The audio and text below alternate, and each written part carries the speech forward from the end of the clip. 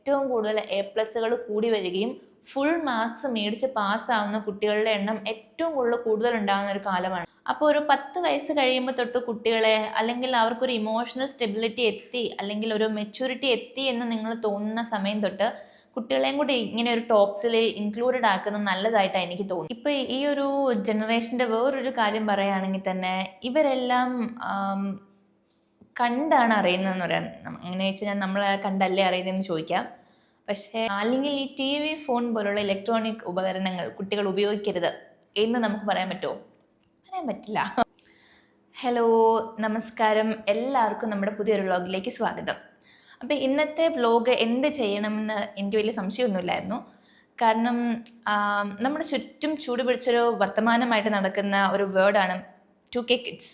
അപ്പോൾ ഈ 2K കിഡ്സിനെ പറ്റി അവരുടെ അഗ്രസീവായിട്ടുള്ള ബിഹേവിയർ, അവരുടെ വയലൻ്റ് ആയിട്ടുള്ള നേച്ചർ, ഇതിനെപ്പറ്റിയൊക്കെ വളരെയധികം ചർച്ചകൾ നടന്നുകൊണ്ടിരിക്കുന്ന ഒരു നാടാണ് ഇപ്പം നമ്മുടെ. വെബ്സൈറ്റ് പേജസ് ആണെങ്കിലും അല്ലെങ്കിൽ നമ്മുടെ ന്യൂസ് പേപ്പേഴ്സ് ആണെങ്കിലും ഒക്കെ എടുത്തു നോക്കുമ്പം അതിലൊക്കെ നമുക്ക് കാണാൻ പറ്റും, ഒരു 60 കേസ് എടുക്കുമ്പോഴത്തേക്കും 30 കേസോളം ഇത്തരം നേച്ചറലായിട്ടുള്ളതായിട്ടാണ് പറയുന്നത്. എന്ന് വെച്ചാൽ പകുതിയോളം തന്നെ ഈ ഒരു കിഡ്സ് എന്ന് വിളിക്കാൻ പറ്റുന്ന, എന്നാൽ ഓവർ മെച്വേർഡ് ആയിട്ടോ അണ്ടർ മെച്വേർഡ് ആയിട്ടോ പെരുമാറുന്ന ഈ ഒരു കുട്ടികളെ പറ്റിയുള്ള വാർത്തകളും ഒക്കെ എല്ലായിടത്തും വളരെ സെൻസിറ്റീവായിട്ടുള്ള ന്യൂസസ് പരന്ന് നടക്കുന്ന ഒരു സമയമാണിത്. അപ്പോൾ ഇതിനെപ്പറ്റി എന്തെങ്കിലും ഒരു വീഡിയോ ചെയ്യണമെന്ന് ഞാൻ വിചാരിച്ചിരുന്നൊന്നുമല്ല. ഇപ്പോൾ നമ്മുടെ സോഷ്യൽ മീഡിയ പേജസിലൊക്കെ നോക്കുകയാണെങ്കിൽ വളരെയധികം ട്രോൾസ്, കമൻസ്, ഇതൊക്കെ 2K കിഡ്സിനെ ബേസ് ചെയ്തിട്ടുള്ളതാണ്. അപ്പോൾ ഈ 2K കിഡ്സും 90s കിഡ്സും തമ്മിലുള്ള ഡിഫറൻഷിയേഷൻ ഫൈറ്റാണോ നടക്കേണ്ടത്, അതൊരു 2K കിഡ്സിനെ ഒരു സമൂഹത്തിൻ്റെ മുഖ്യധാരയിലേക്ക് അല്ലെങ്കിൽ ഒരു പ്രൊഡക്റ്റീവായിട്ടുള്ള ഒരു ജനറേഷനായിട്ട് കൊണ്ടുവരാനാണോ നമ്മൾ ശ്രമിക്കേണ്ടതെന്നുള്ളത് ഒരു ചോദ്യചിഹ്നമായിട്ട് ഇപ്പോൾ നിൽക്കുകയാണ്. നമ്മുടെ റീസെൻ്റ് ആയിട്ടുള്ള കേസസ് എടുത്ത് നോക്കിയാലും റീസെൻ്റ് ആയിട്ടുള്ള സോഷ്യൽ മീഡിയ ന്യൂസ് എടുത്ത് നോക്കിയാലും ഈ ഒരു 2K കിഡ്സ് എന്നുള്ളൊരു പേര് വളരെയധികം ഇൻവേർട്ടഡ് കോമേഴ്സിനകത്ത് ഇങ്ങനെ ഓടി നടക്കുകയാണ്. അപ്പോൾ എനിക്ക് അതിൽ 2-3 ട്രോൾസ് ഡിസ്റ്റർബിംഗ് ആയിട്ട് തോന്നിയതുകൊണ്ടാണ് ഞാനിപ്പോൾ ഒരു വീഡിയോ ചെയ്യാമെന്ന് വിചാരിച്ചത് തന്നെ. ഈ 2K കിഡ്സിൻ്റെ വയലൻ്റ് നേച്ചറിനെ കുറിച്ച് പറയുമ്പോൾ തന്നെ അതിന് പല റീസൺസ് ഉണ്ടാവും, നമ്മൾ ചിന്തിക്കുന്നില്ല. നമ്മുടെയൊക്കെ ഒരു ചൈൽഡ്ഹുഡ് പോലെയാണോ ഇപ്പോഴത്തെ ഒരു കുട്ടികളുടെ അല്ലെങ്കിൽ ഇപ്പോഴത്തെ പിള്ളേരുടെയൊക്കെ ഒരു ചൈൽഡ്ഹുഡ് എന്നൊന്ന് ശ്രദ്ധിച്ചാൽ നമുക്ക് മനസ്സിലാവും ഈ ഡിഫറൻസ്. തല്ല് കൊണ്ടതുകൊണ്ടൊന്നും ഒരു ജനറേഷനും നന്നാവില്ല. അപ്പോൾ അവരെ എങ്ങനെ നമ്മൾ മോഡിഫൈ ചെയ്യാൻ സാധിക്കും എന്ന്, കാരണം അവർക്ക് ഓൾറെഡി കഴിവുകളുണ്ടാകാം, അവർക്ക് ഓൾറെഡി അവർ ക്യാപ്പബിൾ ആയിരിക്കാം എന്തെങ്കിലും ചെയ്യാൻ. അപ്പോൾ എങ്ങനെ നമ്മൾ അവരെ ഡൈവേർട്ട് ചെയ്ത് വിടണം എന്നുള്ളത്, നമ്മൾ അവരെ ഹെൽപ്പ് ചെയ്യണം. ആ ഹെൽപ്പിൽ നിന്നും അവർ ചിലപ്പോൾ ഒരു കൈ പ്രതീക്ഷിച്ച് നിൽക്കുന്ന ഒരുപാട് കുട്ടികളുണ്ടാവാം, ആളുകളുണ്ടാവാം. അപ്പോൾ കോർണറിങ് എന്നതിന് ഉപരി നമ്മൾ അവരെ ഒരു കൈ പിടിച്ച് ഒരു കുഴിക്കകത്ത് കയറ്റി വിടുക. ഈ പലപ്പോഴും പേരൻസ് ചെയ്യുന്ന ഇതാണ്, അവർ ഒരു കുഴിയിൽ നിന്ന് കയറ്റി വേറൊരു കുഴിയിലേക്ക് തള്ളിയിടും. അപ്പോൾ ഈ ഇമോഷണൽ ഇംബാലൻസ് കുട്ടികളിൽ വർദ്ധിച്ചു വരുന്നതുകൊണ്ട് തന്നെ ആവശ്യമുള്ളപ്പോൾ തന്നെ അവരെ കൗൺസിലിങ്ങിന് വിധേയരാക്കാം. കൗൺസിലിങ്ങിന് വിധേയരാക്കിയിട്ട് ഒരു പ്രോപ്പർ സൈക്കോളജിസ്റ്റിൻ്റെ അടുത്ത് കൊണ്ടുപോയിട്ട് അവർക്കുണ്ടാകുന്ന പ്രശ്നങ്ങളെ പറ്റി പഠിക്കണം. അപ്പോൾ അവർ ഏതെങ്കിലും സൈറ്റ്സിൽ കയറുന്നുണ്ട്, അല്ലെങ്കിൽ ആ വെബ്സൈറ്റിൽ നിന്നും അവർക്കുണ്ടാകുന്ന ബുദ്ധിമുട്ടുകളുണ്ട് എങ്കിൽ, അല്ലെങ്കിൽ അവർ ഇൻ്റർനെറ്റിൽ പരതി ആരെങ്കിലും കണ്ടുപിടിച്ചിട്ടുണ്ട്, അവർക്കറിയാത്ത ആരെങ്കിലുമായി അവർ ചാറ്റ് ചെയ്യുന്നുണ്ട്, ഈ ചാറ്റിങ്ങിൽ നിന്ന് അവർക്ക് എന്തെങ്കിലും ഡിസ്റ്റർബൻസസ് ഉണ്ടാകുന്നുണ്ടോ, ഇതൊക്കെ ചിലപ്പോൾ ഒരു അച്ഛനും അമ്മയ്ക്കും ടൈം കിട്ടി അവർ ചിലപ്പോൾ ചോദിച്ചെന്ന് വരില്ല. കാരണം നമ്മൾ എപ്പോഴും കുട്ടികളെ കൗണ്ട് ചെയ്യുന്നത് നമ്മുടെ ഒരു കുട്ടിക്കാലം വെച്ചിട്ടോ അല്ലെങ്കിൽ നമ്മുടെ ഒരു ടീനേജ് വെച്ചിട്ടോ ആണ്. പക്ഷെ അങ്ങനെ നമ്മുടെ ടീനേജോ നമ്മുടെ ചൈൽഡ്ഹുഡോ വെച്ചിട്ട് ഒരിക്കലും നമുക്ക് ഇപ്പോഴത്തെ കുട്ടികളെ ഒന്ന് മെഷർ ചെയ്യാൻ പോലും സാധിക്കില്ല. പിന്നെ നമ്മൾ ശ്രദ്ധിക്കേണ്ട ഒരു കാര്യമാണ്, നമ്മുടെ കുട്ടികൾ വളർന്നു വരുമ്പം നമ്മുടെ ഒരു സാമ്പത്തിക സ്ഥിതിയെക്കുറിച്ച്, നമ്മൾ ഫിനാൻഷ്യലി എത്രമാത്രം സ്റ്റേബിളാണ് എന്നുള്ളത് നമ്മുടെ കുട്ടികൾ അറിയണ്ടേ. അല്ലാതെ ഒരു 10-15 വയസ്സ് 18 വയസ്സൊക്കെ ആകുമ്പോഴത്തേക്കും അവർക്കത് ചെയ്യാൻ പറ്റുന്നില്ല, അവരെന്തെങ്കിലും ആഗ്രഹിച്ച കാര്യങ്ങൾ അവർക്ക് ചെയ്യാൻ പറ്റുന്നില്ല എന്ന് പറയുമ്പോഴത്തേക്കും ഒരു വേസ്റ്റ് ഓഫ് ടൈമാണ് എൻ്റെ 18 വർഷം, അല്ലെങ്കിൽ ഒരു വേസ്റ്റ് ഓഫ് ഇൻവെസ്റ്റ്മെൻ്റ് ആണ് എൻ്റെ ഈ പ്രായം, എനിക്കൊന്നും ചെയ്യാൻ പറ്റുന്നില്ല കാരണം എൻ്റെ അച്ഛനും അമ്മയാണ് എന്ന് ചിന്തിക്കാൻ തലമുറയെ നമ്മൾ വല്ലാതെ പ്രേരിപ്പിക്കുന്നുണ്ട്. കാരണം നമ്മൾ അവരെ കൂടുതൽ എക്സ്പെക്റ്റ് ചെയ്ത് അവർക്ക് പ്രഷർ കൊടുത്ത് അവരെ കൊണ്ട് പഠിപ്പിച്ച് അല്ലെങ്കിൽ അവർക്ക് കൂടുതൽ കൂടുതൽ കൂടുതൽ പഠിക്കുന്നുള്ള പ്രഷറാണെങ്കിലും ആ ഒരു ഇത് കൊടുത്തിട്ട് അവസാനം അവരാഗ്രഹിക്കുന്ന ഒരു ലെവലിലേക്ക് വരാൻ പറ്റുന്നില്ല എന്ന് പറയുമ്പോഴും അവർക്ക് ഒരുപാട് ബുദ്ധിമുട്ടുകളുണ്ടാകും. അവർ സൂയിസൈഡൽ ടെൻഡൻസീസിലേക്കൊക്കെ പോകുന്നതിൻ്റെ പ്രധാന കാര്യം ഇതാണ്. ഇപ്പൊ കുട്ടികൾ ഡിപ്രസ്ഡ് ആവുക എന്ന് പറയുന്നത് ഒരു എന്താ പറയാ, അത്ര വിരളമായിട്ടുള്ള കാര്യമൊന്നുമല്ല. അത് ഭയങ്കര നോർമലൈസ്ഡ് ആണ് ഇപ്പം. അതെന്താന്ന് വെച്ച് കഴിഞ്ഞാൽ ഇവർക്ക് ഒരു ഇമോഷണൽ ട്രോമയായിട്ട് മാറുകയാണ് പല കാര്യങ്ങളും. ഇപ്പൊ പണ്ടൊക്കെ എന്ന് വെച്ചാൽ ഒരു തല്ല് വെച്ച് തരും, അല്ലെങ്കിൽ എന്നും തല്ല്. ഞാൻ കണ്ടിട്ടുണ്ട് ഈ നമ്മുടെ ബോയ്സൊക്കെ ആണെങ്കിലും അവർ തല്ലിന് പ്രിക്കോഷൻ ഓൾറെഡി എടുക്കുകയാണ്. തലയിൽ ഇങ്ങനെ എണ്ണയിൽ ഇങ്ങനെ കൈ തൂക്കിയൊക്കെ ഞാൻ വളരെ പ്രാവശ്യം കണ്ടിട്ടുണ്ട്. അപ്പം ഇവർക്കത് നാണക്കേടൊന്നുമല്ല. അങ്ങനെ ഒരു പ്രാവശ്യം കിട്ടി, ശരി, ആദ്യത്തെ പ്രാവശ്യം വേദന അറിഞ്ഞു, രണ്ടാമത്തെ പ്രാവശ്യം ഇനി അതിൻ്റെ എന്ത് സോൾവ് ചെയ്യാൻ പറ്റും എന്നുള്ളത് ഓൾറെഡി അവർ കണ്ടുപിടിച്ചു. പക്ഷെ ഇപ്പോഴത്തെ കുട്ടികൾ എന്താ ചെയ്യുന്നതെന്ന് വെച്ചാൽ ഇവർക്കൊരു ചെറിയ ക്രിറ്റിസിസം പോലും ഏറ്റെടുക്കാനുള്ള കഴിവില്ല. കാരണം നമ്മൾ ചെറുപ്പത്തിലെ മുതൽ ഇവരെ സ്പൂൺ ഫീഡ് ചെയ്താണ് കൊണ്ടുവരുന്നത്. അങ്ങനെ കൊണ്ടുവന്ന കഴിയുമ്പോഴത്തേക്കും ഒരു പർട്ടിക്കുലർ പോയിന്റിലെത്തിയിട്ട് എനിക്ക് നിന്നെ കൊണ്ട് ഇത് ചെയ്യിക്കാൻ അല്ലെങ്കിൽ നിനക്കിത് ചെയ്തു തരാനുള്ള ഒരു സ്റ്റെബിലിറ്റി എനിക്കില്ല എന്ന് ആ പേരൻസ് പറയുമ്പോൾ, അല്ലെങ്കിൽ നീ ഇപ്പം ഇത് ചെയ്യണ്ട എന്ന് പറയുമ്പോൾ അവർക്കുണ്ടാകുന്ന ഇമോഷണൽ ട്രോമ എന്ന് പറഞ്ഞാൽ ചിലപ്പോൾ നമ്മൾ ചിന്തിക്കുന്നതിനും അപ്പുറത്തായിരിക്കും. നമുക്ക് നിസ്സാരമായിരിക്കും, പക്ഷെ അവർക്കത് വലിയൊരു കാര്യമായിരിക്കും. അപ്പോൾ അതിൽ നിന്നുമൊക്കെ കുട്ടികൾ വലിയ വലിയ തീരുമാനങ്ങൾ എടുക്കാനും ചിലപ്പോൾ വീട് വിട്ടു പോകാനും അല്ലെങ്കിൽ അച്ഛനെ അമ്മയെ ഉപദ്രവിക്കാനോ അങ്ങനെയൊക്കെയുള്ളൊരു സ്ഥിതിയിലേക്ക് വരാം. അപ്പം നമ്മളൊരു 10 വയസ്സുകാരനോട് തൊട്ട് അല്ലെങ്കിൽ അവനൊരു ഇമോഷണൽ മെച്യൂരിറ്റി എത്തി, അത് ചിലപ്പോൾ ഏത് ഏജിലും വരാം. അപ്പം എന്നാലും എൻ്റെ ഒരു ഇത് വെച്ചൊരു 5ാം ക്ലാസ് 6ാം ക്ലാസ് ഒക്കെ എത്തുന്ന ഒരു കുട്ടിക്ക് ചിലപ്പോൾ ഒരു കടയിൽ പോയി അവനൊരു മിഠായി നമ്മളോട് ചോദിക്കുമ്പോഴത്തേക്കും നമ്മുടെ കയ്യിൽ ഒരു 5 രൂപ ചിലപ്പം അധികം എക്സ്ട്രാ എടുക്കാൻ കാണില്ലായിരിക്കും. അപ്പം ആ എക്സ്ട്രാ എടുക്കാനില്ലെങ്കിൽ അവനോടത് പറഞ്ഞ് മനസ്സിലാക്കി കൊടുക്കണം. അതെനിക്ക് തോന്നിയത് എന്തുകൊണ്ടാണെന്ന് വെച്ചാൽ ഞങ്ങൾ ഈയിടെ ഒരു സൂപ്പർ മാർക്കറ്റിൽ പോയപ്പം ഒരു 4-5 വയസ്സ് കാണും ഒരു കുഞ്ഞു വാവ. അപ്പം എൻ്റെ ഹസ്ബൻഡ് ചേട്ടൻ കുഞ്ഞിനൊരു ചെറിയ കിക്കാറ്റ് മേടിച്ചു കൊടുത്തു. അപ്പം അവളത് കയ്യിൽ വെച്ചുകൊണ്ടിരുന്നപ്പോഴത്തേക്കും അടുത്ത് നിന്ന് ഈ ഒരു 4-5 വയസ്സുള്ള കൊച്ച് അവൻ്റെ അമ്മയോട് പറയുന്നുണ്ട് അത് എടുക്കുന്നു. അപ്പോഴത്തേക്കും ഇവളിങ്ങനെ കൈകൊണ്ട് ഇങ്ങനെയൊക്കെ കാണിക്കുന്നുണ്ട്. അപ്പം അത് കണ്ടിട്ടായിരിക്കാം ചിലപ്പോൾ അവന് കൊതി വന്നിട്ട് അവനത് മേടിക്കാനായിട്ട് പറയുന്നുണ്ട്. പക്ഷെ പുള്ളിക്കാരി എന്താ ചെയ്തതെന്ന് വെച്ച് കഴിഞ്ഞാൽ പുള്ളിക്കാരത്തി മാറ്റി നിർത്തിയിട്ട് എന്തോ പറയുന്നത് ഞാൻ കണ്ടു. അതെന്താ പറഞ്ഞതെന്ന് എനിക്കറിയില്ല. എന്നാലും അത് ഞാൻ ഭയങ്കര കാമായിട്ട് നിൽക്കുന്ന ഞാൻ കണ്ട, ഒരു പ്രശ്നം ഉണ്ടാക്കാതെ അവനവിടെ നിൽക്കുകയാണ്. അവരെന്താ പറഞ്ഞതെന്ന് എനിക്കറിയില്ല. പക്ഷേ ഈ സൂപ്പർ മാർക്കറ്റിലൊക്കെ പോയി കൈയും കാലും ഒക്കെ ഇട്ട് അടിച്ച് നിലത്ത് കിടന്ന് ഉരുളുന്ന കുട്ടികളെയൊക്കെ വെച്ച് നോക്കുമ്പോഴത്തേക്കും ആ കുട്ടി ഭയങ്കര മെച്ചുവറായിട്ട് അവിടെ നിൽക്കുന്ന ഞാൻ കണ്ടു. അപ്പം എനിക്കത് വല്ലാത്ത അത്ഭുതം തോന്നി. ചിലപ്പോൾ ഈ പേരൻസിൻ്റെ ഇല്ലായ്മകളെ കുറിച്ചോ അല്ലെങ്കിൽ ഇതിന് പകരം നിനക്ക് ബെറ്റർ ആയിട്ട് ഞാൻ എന്തെങ്കിലും തരാമെന്നോ എന്തെങ്കിലുമൊക്കെ ആയിരിക്കാം പുള്ളിക്കാരത്തി പറഞ്ഞിട്ടുണ്ടാവുക. അപ്പം ഇത് പറഞ്ഞപ്പോഴാണ് ഈ സംഭവം കണ്ടപ്പോഴാണ് എനിക്ക് ഈ ഒരു കാര്യം തോന്നിയത്. നമ്മളൊരു ചെറിയ പ്രായം തൊട്ടേ കുട്ടികളെ നമ്മുടെ ഒരു ഫിനാൻഷ്യൽ ക്യാപ്പബിലിറ്റി പറഞ്ഞ് മനസ്സിലാക്കി വേണം വളർത്താൻ. കാരണം അവർക്ക് എക്സ്ട്രാ ആയിട്ടുണ്ടെങ്കിൽ അവർ ഏൺ ചെയ്യട്ടെ ഒരു 10 വയസ്സുകാരനെ കൊണ്ട് നമുക്ക് ജോലിക്ക് വിടാൻ പറ്റില്ല. എന്നാലും ഒരു 15 വയസ്സ് ഇന്നത്തെ കുട്ടികളൊക്കെ അങ്ങനെ എക്സ്ട്രാ ഏൺ ചെയ്യുന്നുണ്ടെന്നാണ് എൻ്റെ ഒരു വിശ്വാസം.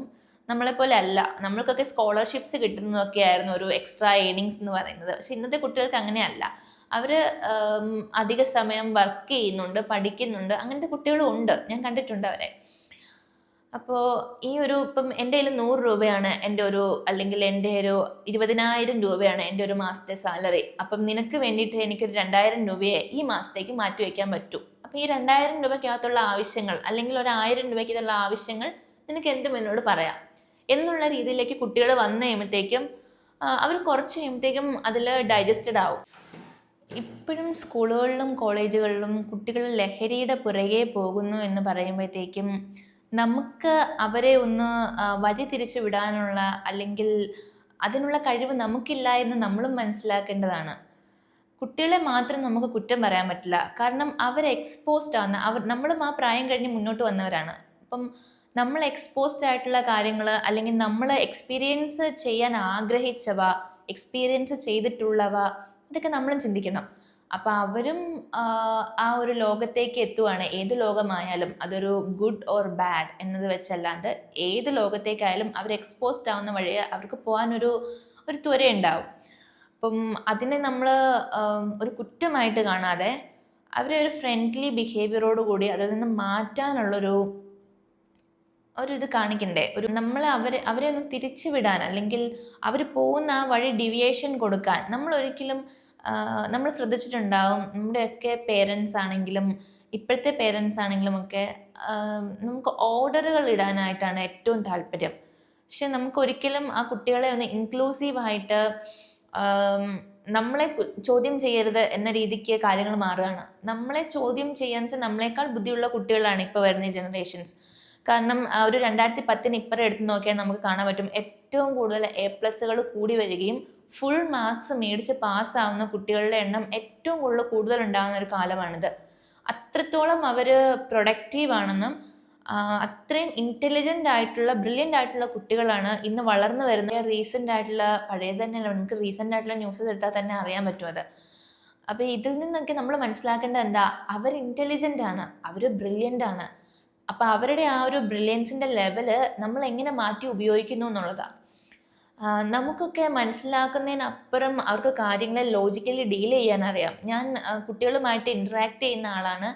അതേപോലെ എന്ന് വെച്ചാൽ എൻ്റെ ജോലി അങ്ങനെ ആയതുകൊണ്ടല്ല കേട്ടോ, എൻ്റെ ചുറ്റുമുള്ള കുട്ടികളായിട്ടാണെങ്കിലും ആളുകളിൽ നിന്ന് ഇടപഴകുന്ന ആ ഒരു ഇടപെടലുകളിൽ നിന്നുമൊക്കെ എനിക്ക് മനസ്സിലായിട്ടുള്ളൊരു കാര്യമാണ് ഞാൻ ഷെയർ ചെയ്യുന്നത്. അപ്പം ഈ കുട്ടികൾ വളരെ ബ്രില്യൻ്റ് ആയിട്ട് ചിന്തിക്കുന്നവരാണ്.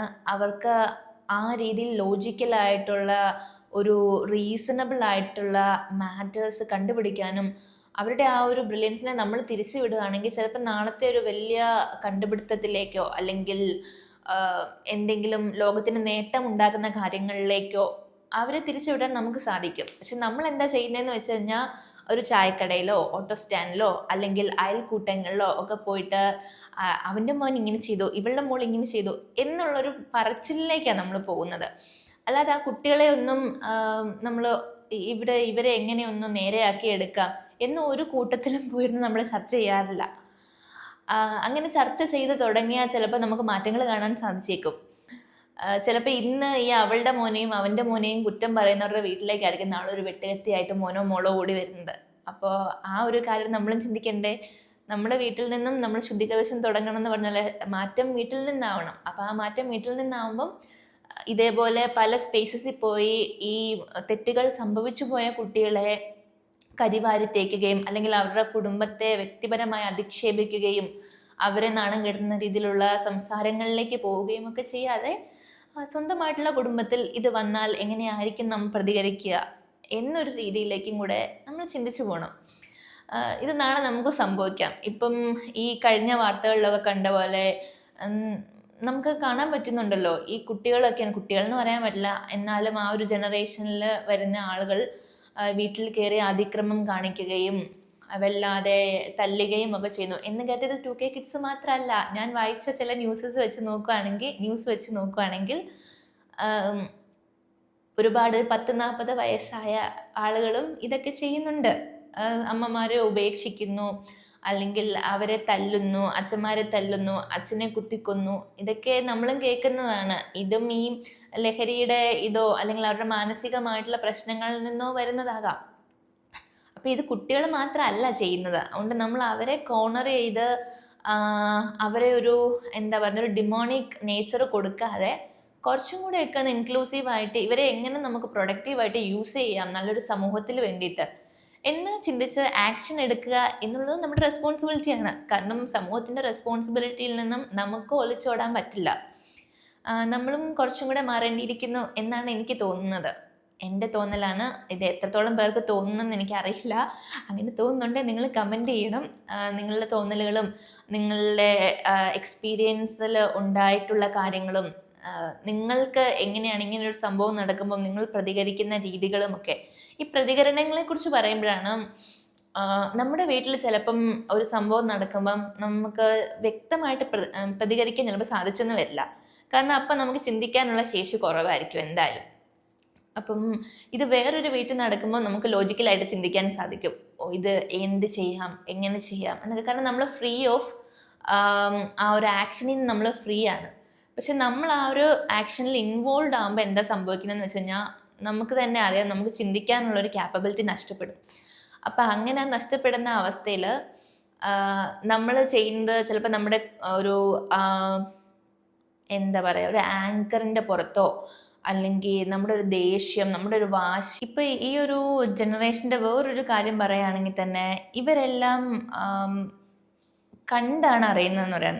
അങ്ങനെ വെച്ചാൽ ഞാൻ നമ്മളെ കണ്ടല്ലേ അറിയുന്നതെന്ന് ചോദിക്കാം.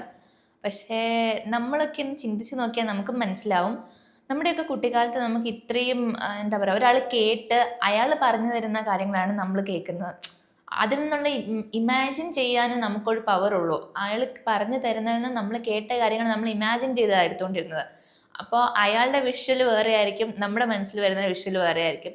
പക്ഷെ ഇന്നത്തെ കുട്ടികളുടെ ഒരു അഡ്വാൻറ്റേജ് എന്ന് പറയുമ്പോൾ തന്നെ അവരിത് കണ്ടും കേട്ടും അവരിത് ഒരു വിർച്വൽ റിയാലിറ്റി എന്നൊക്കെ പറയുന്ന പോലെ അവർ ആ ഒരു ലോകത്ത് തന്നെയാണ്. അപ്പോൾ അവരനുഭവിച്ചറിയുന്നതെല്ലാം നേരിട്ട് അവരുടെ മൈൻഡിലേക്ക് എത്തുകയാണ്.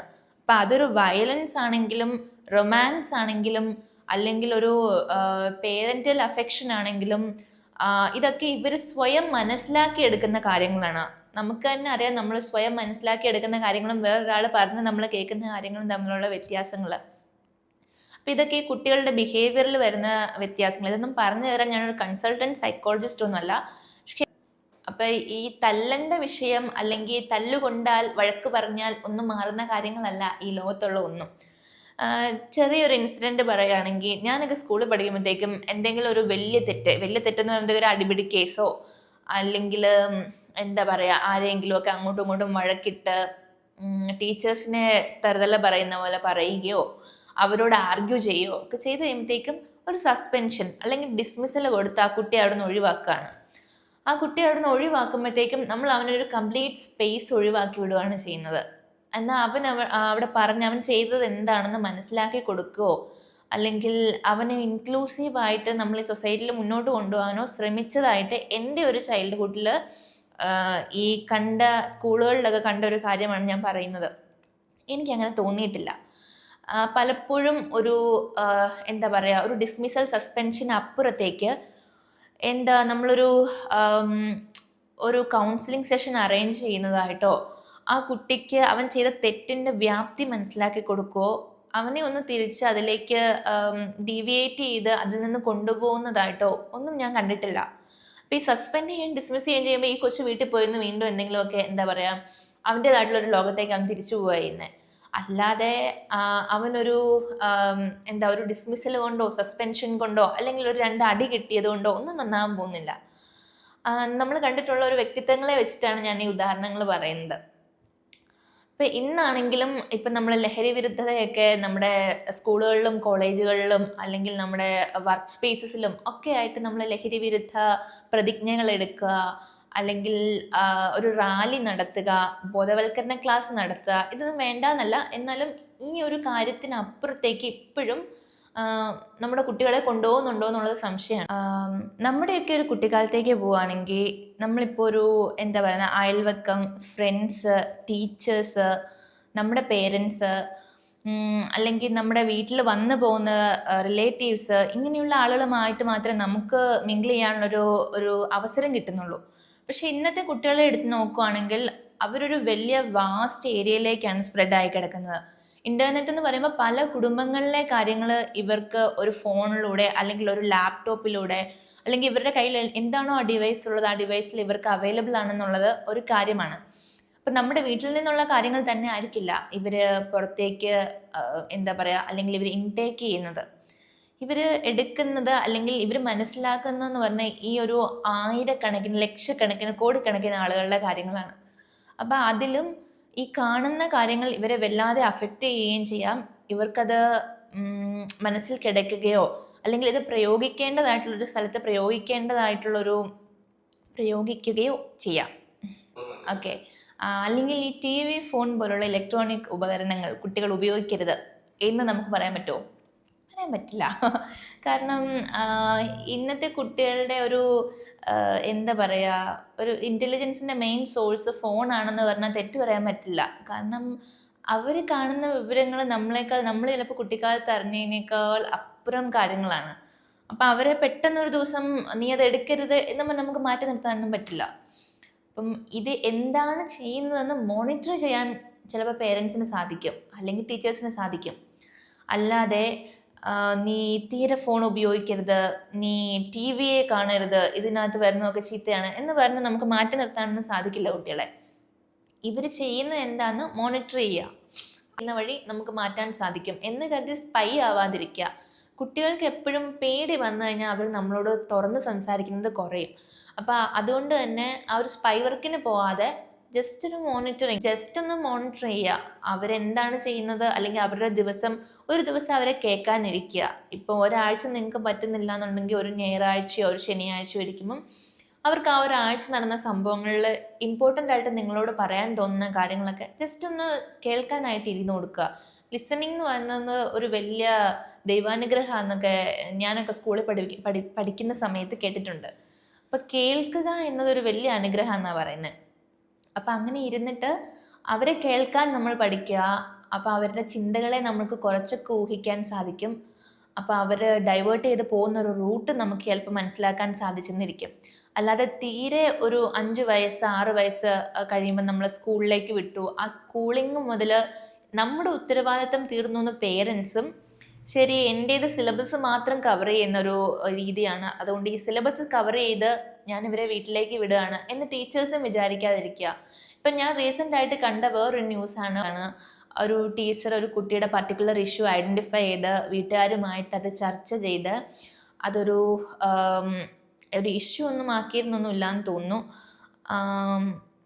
പക്ഷെ കുറച്ച് കഴിഞ്ഞപ്പോഴത്തേക്കും പേരൻസ് അതിൽ നിന്നും ഡൈവേർട്ടായിട്ട് ഈ ടീച്ചർ കള്ളം പറഞ്ഞ് അല്ലെങ്കിൽ ഒരു ഫോൾസ് ഇൻഫർമേഷൻ പുറത്തേക്ക് പരത്തുന്നതായിട്ടുള്ള രീതിക്ക് അതൊരു ന്യൂസായിട്ട് വന്നു. അപ്പോഴത്തേക്കും ഞാൻ വിചാരിച്ചു ചിലപ്പോൾ ലാക്ക് ഓഫ് സപ്പോർട്ട് ആ ടീച്ചറിന് കിട്ടുന്നതുകൊണ്ട് തന്നെ ഒരു അധ്യാപക സമൂഹം ഇതിൽ നിന്നും പിന്തിരിഞ്ഞ് നിന്നേക്കാം. ഇവനൊക്കെ എന്ത് വേണമെങ്കിലും ആയിക്കോട്ടെ, ഞങ്ങൾ എന്തിനതിൽ ഇടപെടണം എന്ന് അധ്യാപകരും ചിന്തിക്കാം. കാരണം ഇപ്പോഴത്തെ സിലബസ് നമുക്കൊക്കെ തന്നെ അറിയാം. പരീക്ഷയൊക്കെ ആകുമ്പോഴത്തേക്കും അവർ ഓടിച്ച് തീർക്കാൻ നോക്കുക എന്നല്ലാണ്ട് അവർക്ക് കുട്ടികളുടെ പ്രൈവറ്റ് ആയിട്ടുള്ള ലൈഫിൽ സംഭവിക്കുന്നത് അറിയാനൊന്നും, ചിലപ്പോൾ ഒരു കുട്ടികൾ എന്ന് പറയുന്നത് ഒരു ക്ലാസ്സിൽ 30, 40, 50 ഒക്കെ കാണാം. അപ്പം അത്രയും പേരുടെ ഉള്ളിലേക്ക് ചെന്നിറങ്ങി ഒരു അധ്യാപകന് നിൽക്കാൻ പറ്റുമോ എന്നുള്ളത് സംശയമാണ്. നമ്മൾ അങ്ങനെ ചെയ്യണം എന്ന് പറയാനും പറ്റില്ല, കാരണം അധ്യാപകനും ഒരു മനുഷ്യനാണല്ലോ. ഇപ്പോൾ പേരൻസിന് ഒരു 2 കുട്ടികളെ നോക്കണമെങ്കിൽ തന്നെ അതിൻ്റെ ബുദ്ധിമുട്ടറിയാം. അപ്പോൾ ഒരു അധ്യാപകൻ 50 പേരെ മാനേജ് ചെയ്യുമ്പം നമുക്ക് അതിൻ്റേതായിട്ടുള്ള ബുദ്ധിമുട്ട് മനസ്സിലാക്കാൻ സാധിക്കും. പക്ഷേ ഓരോ സ്കൂളിലും കൗൺസിലർ എന്നൊരു പോസ്റ്റ് വെക്കുമ്പോൾ അല്ലെങ്കിൽ ഒരു സൈക്കോളജിസ്റ്റ് പോസ്റ്റ് വെക്കുമ്പം അദ്ദേഹത്തിന് ഒരു പക്ഷേ ഈ കുട്ടികൾ എത്രമാത്രം ഇതേപോലെ ഡീവിയേറ്റഡ് ആവുന്നുണ്ട് എന്ന് ചിലപ്പോൾ മനസ്സിലാക്കാൻ സാധിച്ചേക്കാം. പക്ഷെ എത്ര കുട്ടികൾ ഇനിഷ്യേറ്റീവ് എടുത്ത് ഇങ്ങനെ ഒരു കൗൺസിലറുടെ അടുത്ത് ചെല്ലുന്നു എന്നുള്ളതൊരു വലിയ സംശയം തന്നെയാണ്. കാരണം ഇത് നമ്മുടെ മനസ്സിലുള്ള കാര്യങ്ങൾ അവരുടെ അടുത്തേക്ക് എത്തുമ്പോൾ അവർ ആരോടെങ്കിലും പറയുമോ, ഒരു സ്കൂളിൽ തന്നെ, അല്ലെങ്കിൽ ഇയാൾ എന്നെ എക്സ്പ്ലോയിറ്റ് ചെയ്യുമോ എന്നൊക്കെ ഒരു പേടി കാരണം കുട്ടികൾ ഇതിനോട് കൂടുതൽ വിമുഖത കാണിക്കുന്നതായിട്ട് ഞാൻ കണ്ടിട്ടുണ്ട്. എൻ്റെ പഠനകാലത്തായാലും അതിന് ശേഷമായാലും. അപ്പോൾ പ്രൈവറ്റ് ആയിട്ടൊരു സൈക്കോളജിസ്റ്റിനെ കാണിക്കുക എന്ന രീതിയിലേക്ക് ചിലപ്പോൾ കുട്ടികളുടെ ഇഷ്യൂ ഐഡൻറ്റിഫൈ ചെയ്യുന്ന മാതാപിതാക്കൾ അങ്ങനെ തീരുമാനിക്കാം, അല്ലെങ്കിൽ കുട്ടികൾ തന്നെ ചിലപ്പോൾ ഇനിഷ്യേറ്റീവ് എടുത്ത് സംസാരിച്ചെന്നും വരാം. അങ്ങനെയുള്ള കുട്ടികളും കുറവാണ്. അപ്പം നമ്മൾ ഇതിലൊക്കെ ഒരു എന്താ പറയുന്നത്, അവരുടെ ഇടപെടലുകളാണെങ്കിലും നമ്മുടെ ഇടപെടലുകളാണെങ്കിലും ട്രാൻസ്പെറൻ്റ് ആക്കുക എന്നതാണ് ഏറ്റവും വലിയ കാര്യം. കാരണം അങ്ങോട്ടും ഇങ്ങോട്ടും ഒരു മറയില്ലാതിരിക്കുകയാണെങ്കിൽ കുട്ടികൾക്കും അത് ഉപകാരപ്പെടും, നമുക്കും അത് കൂടുതൽ ഉപകാരപ്പെടും. കാരണം അവരെ നമുക്ക് മനസ്സിലാക്കാൻ സാധിക്കും. അല്ലാതെ എൻ്റെ കുട്ടി ചീത്തയായെന്ന് പറഞ്ഞ് സമൂഹത്തിൽ നിന്ന് അവനെ ഭ്രഷ്ട് കൽപ്പിക്കാൻ സമൂഹവും നമ്മളും കൂട്ടു നിൽക്കാതിരിക്കുക. അവരെ കൂടുതൽ ഇൻക്ലൂസീവായിട്ട് അവരെ കൊണ്ട് ചെയ്യാൻ പറ്റുന്ന കാര്യങ്ങൾ അവർ ചെയ്യട്ടെ. ഈ ജുനൈൽ ഹോംസിൽ നിന്നോ അല്ലെങ്കിൽ കേസിൽ നിന്ന് ഒഴിവാക്കപ്പെട്ട് വീട്ടിലെത്തുന്ന കുട്ടികളാണെങ്കിലും പിന്നീട് സമൂഹത്തിൻ്റെ കണ്ണുകളിൽ എന്നും കുറ്റവാളികളായിട്ട് തന്നെ നിൽക്കും. അവരെ ഒരിക്കലും ഒന്ന് തിരുത്തുക എന്നത് ഈ സമൂഹം ചെയ്യുന്നില്ല. ആ സമൂഹം എന്ന് പറയുന്നത് ഞാൻ ഉൾപ്പെടുന്ന ഈ ഒരു സർക്കിളാണ്. ഈ സർക്കിളിന് വെളിയിൽ നിർത്തുമ്പോഴത്തേക്കും അവർക്കൊരു വില്ലൻഹുഡ് തന്നെത്താനെ വരും. ആ വില്ലൻഹുഡ് വന്നു കഴിഞ്ഞിട്ട് നമ്മൾ ഇവൻ ഭയങ്കരനാണ് എന്ന് പറഞ്ഞിട്ട് കാര്യമുണ്ടോ? അപ്പോൾ നമ്മൾ അവരെയും കൂടി ഇൻക്ലൂസീവായിട്ട് നമ്മുടെ കൂടെ കൊണ്ടുപോവുക എന്നതാണ് നമുക്ക് ചെയ്യാൻ പറ്റുന്ന ഏറ്റവും വലിയ കാര്യം. അതിനുവേണ്ടി അവർക്ക് സഹായങ്ങൾ, എന്തൊക്കെ ഹെൽപ്പ് അവർക്ക് വേണം, ഇതിനൊക്കെ അവരെ കേൾക്കുക എന്നത് മാത്രമേ നമ്മുടെ കയ്യിലൊരു ഒരു പോംവഴിയുള്ളൂ. ഇപ്പം എൻ്റെ പോംവഴിയാണ് കേട്ടോ ഞാൻ പറഞ്ഞത്. ഇപ്പം എനിക്ക് ഒരു കുഞ്ഞു വാവയുണ്ട്. അപ്പം അവൾ നാളെ സ്കൂളിൽ പോയി തുടങ്ങും. അങ്ങനെ സ്കൂളിൽ പോയി തുടങ്ങുമ്പോഴത്തേക്കും എനിക്ക് ആസ് എ പേരൻറ്റ് ഒരുപാട് ആശങ്കകളുണ്ട്. ഇപ്പം റാഗിങ് പരമായിട്ടും അല്ലെങ്കിൽ നമ്മുടെ സ്കൂളുകളിൽ നടക്കുന്ന പല പല വിഷയങ്ങളായിട്ടും കോളേജുകളിലേക്ക് എത്തുമ്പോൾ ഈ ലഹരി ആൻഡ് അപ്പാർട്ട് ഫ്രം ദാറ്റ് വേറെ ഒരുപാട് കാര്യങ്ങൾ സംഭവിക്കുന്നുണ്ട് ഈ ലോകത്ത്. അപ്പോൾ ഇതെല്ലാം തന്നെ കാണുമ്പോഴും ആസ് എ പേരൻ്റ് എന്നുള്ള നിലയ്ക്ക് ഞാൻ ആശങ്കപ്പെടുന്നുണ്ട്. അപ്പോൾ എൻ്റെ ആ ആശങ്കകളിൽ നിന്നും ഞാൻ കുറച്ച് സോൾവ് ചെയ്യാൻ പറ്റുന്ന കാര്യങ്ങൾ എടുക്കണമല്ലോ. അങ്ങനെ ഞാൻ ചിന്തിച്ചപ്പോഴാണ് ഈ വീഡിയോ എടുക്കാമെന്ന് തന്നെ എൻ്റെ മനസ്സിലേക്ക് വന്നത്. അപ്പോൾ ഇതിനകത്ത് എല്ലാം പെടും. എങ്ങനെയാണെന്ന് വെച്ച് കഴിഞ്ഞാൽ നമ്മളൊരു ദിവസം ഒരു ഞായറാഴ്ച അല്ലെങ്കിൽ ശനിയാഴ്ച ഇവരെ വിളിച്ച് വരുത്തി നമ്മുടെ അടുത്തിരുത്തുകയാണ്. അപ്പം നമ്മൾ സംസാരിക്കുകയാണ്. അപ്പോൾ അവൻ്റെ കാര്യങ്ങളൊക്കെ കേട്ടു, അല്ലെങ്കിൽ ആ കുഞ്ഞിൻ്റെ അവളുടെ കാര്യങ്ങളൊക്കെ കേട്ടു. ഇത് കേട്ട് കഴിയുമ്പോഴത്തേക്കും നമുക്ക് എന്തെങ്കിലും പറയാനുണ്ടോ എന്നൊരു ഈഗർ അല്ലെങ്കിൽ ഒരു ക്യൂരിയോസിറ്റി അവർക്കുണ്ടാവും. ഇപ്പോൾ ഒരു മാസത്തിലൊരിക്കൽ അല്ലെങ്കിൽ ആഴ്ചയിലൊരിക്കലൊക്കെ അമ്മയും അച്ഛനും ഇരുന്ന് ആ വീടിൻ്റെ ഒരു വരവ് ചിലവ് കണക്കുകൾ, അവരുടെ ലോൺസ് അല്ലെങ്കിൽ അവരുടെ ഇൻവെസ്റ്റ്മെൻറ്റ്സ് ഇതൊക്കെ ചർച്ച ചെയ്യുന്നുണ്ടാവും. അപ്പോൾ ഒരു 10 വയസ്സ് കഴിയുമ്പോൾ തൊട്ട് കുട്ടികളെ അല്ലെങ്കിൽ അവർക്കൊരു ഇമോഷണൽ സ്റ്റെബിലിറ്റി എത്തി അല്ലെങ്കിൽ ഒരു മെച്യൂരിറ്റി എത്തി എന്ന് നിങ്ങൾ തോന്നുന്ന സമയം തൊട്ട് കുട്ടികളെയും കൂടി ഇങ്ങനെ ഒരു ടോക്സിൽ ഇൻക്ലൂഡഡ് ആക്കുന്നത് നല്ലതായിട്ടാണ് എനിക്ക് തോന്നുന്നത്. കാരണം ഒരു മാസം ഇത്ര ലോണുണ്ട് അല്ലെങ്കിൽ ഒരു മാസം ഇത്രയും ചിലവ് നമുക്ക് വരുന്നുണ്ട്. അത് ഗ്രോസറി ആയിട്ടാണെങ്കിലും പിന്നെ നമ്മുടെ എന്താ പറയുക വീട്ടു ചിലവുകൾ, പച്ചക്കറി മേടിക്കാൻ നമുക്ക് ഒരു സൂപ്പർ മാർക്കറ്റിൽ പോയാൽ ഇത്രയാവും, നമുക്കൊരു ഡ്രസ്സ് മേടിക്കുമ്പോൾ ഇത്രയാവും. അപ്പം അതൊക്കെ കുട്ടികൾ വളർന്ന് വരുമ്പോൾ മനസ്സിലാക്കിയാണ് വളരുന്നതെങ്കിൽ മുന്നോട്ട് പോകുമ്പോഴത്തേക്കും അവർക്ക് അവരുടെ ഒരു ബഡ്ജറ്റ് തയ്യാറാക്കാനും അവരത് ഹെൽപ്പ് ചെയ്യുള്ളൂ. കാരണം ഓക്കെ, എനിക്ക് മുന്നോട്ട് ജീവിക്കുമ്പം ഇന്നത്തെ കാലത്ത് ഈ ചിലവുണ്ടെങ്കിൽ ചിലപ്പോൾ ഞാൻ ജീവിക്കുന്ന സമയത്ത് കുറച്ചും കൂടുതൽ വന്നേക്കാം. അപ്പോൾ ഒരു ഏണിംഗ് ക്യാപ്പബിലിറ്റി എനിക്ക് വേണം എന്നൊരു ചിന്ത ആ കുഞ്ഞിൽ ഡെവലപ്പ് ചെയ്തേക്കാം. എന്ന് കരുതി എല്ലാ കുഞ്ഞുങ്ങളിലും ഒന്ന് ഡെവലപ്പ് ആവണമെന്നില്ല. പക്ഷേ നമ്മളങ്ങനെ അവരെയും കൂടി ഇൻക്ലൂസീവായിട്ട് കാര്യങ്ങൾ മുന്നോട്ട് കൊണ്ടുപോകുന്നത് അവരുടെ ഭാവിക്ക് വളരെ നല്ലതായിട്ടാണ് എനിക്ക് തോന്നുന്നത്. അപ്പോൾ ഇങ്ങനെ കുറച്ച് കാര്യങ്ങളൊക്കെ എൻ്റെ മനസ്സിൽ തോന്നി ഞാൻ ഇങ്ങനൊരു വീഡിയോ ചെയ്തതാണ്. നമ്മൾ ഒരുപാട് ചിന്തിക്കേണ്ടതായിട്ടുണ്ട്. ഇന്നത്തെ തലമുറ പിഴച്ചുപോയൊരു സമൂഹം അല്ലെങ്കിൽ തല്ലുകൊള്ളേണ്ട ഒരു സമൂഹം എന്നൊക്കെ പറഞ്ഞ് നമ്മൾ ഈ 2K കിഡ്സിനെ അങ്ങ് മാറ്റി നിർത്തുമ്പോൾ തന്നെ നമ്മളിതൊക്കെ നമ്മുടെ ഭാഗത്തു നിന്ന് വരുന്ന വീഴ്ചകളും കൂടെ മനസ്സിലാക്കണം. അത് പേരൻസ് ആയാലും ടീച്ചേഴ്സ് ആയാലും നമ്മുടെ സമൂഹത്തിലുള്ള ബാക്കിയുള്ളവരാണെങ്കിലും ഒരു കടയുടെ ഒരു സൈഡിൽ പോയി നിന്ന് കുറ്റം പറഞ്ഞ് തീർക്കേണ്ടതല്ല നമ്മുടെ ഒരു ടൈം. ഒരു പ്രഷ്യസ് ആയിട്ടുള്ള ടൈം ഉണ്ടെങ്കിൽ അത് ഇതേപോലത്തെ കുട്ടികളെ കുറ്റം പറഞ്ഞ് തീർക്കാതെ അവർക്ക് എങ്ങനെ ഈ കുറ്റം പറയുന്നവർക്ക് എപ്പോഴും കുറ്റം പറയാനേ പറ്റൂ. നന്നാക്കാനായിട്ട് പറ്റുന്നവർക്കാണ് ഏറ്റവും കൂടുതൽ മിടുക്കെന്നാണ് ഞാൻ വിചാരിക്കുന്നത്.